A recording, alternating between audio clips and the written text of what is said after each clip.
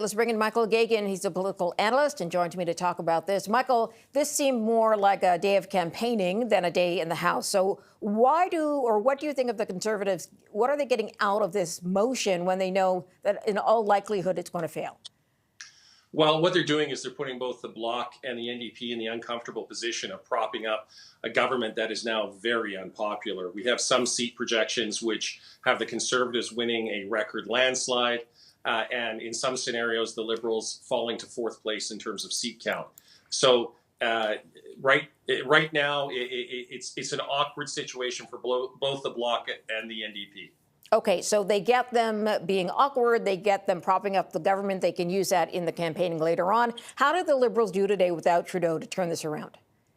Well, I mean, I think they're fine. I think there was a certain degree of confidence that the motion would readily go down to defeat with both the Bloc and the NDP making it clear beforehand that they were not going to vote for the non-confidence motion.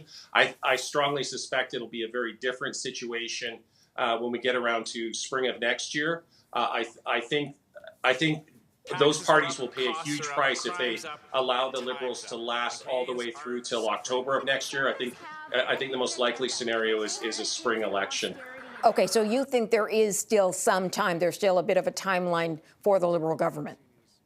Yes, and the other thing is that the NDP are fighting a very hard-fought race in British Columbia. They can't spare the workers in terms of suddenly fighting a federal election. They're in a neck-and-neck race with the provincial Conservatives. So I imagine the NDP and both federally and provincially and the provincial Conservatives are going to be happy that we're not suddenly in the midst of a federal election.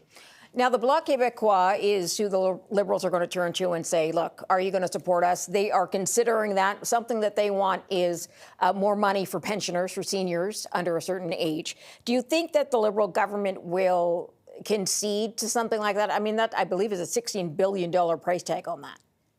Well, I mean, let's face it. I mean, the Liberals have run record deficits.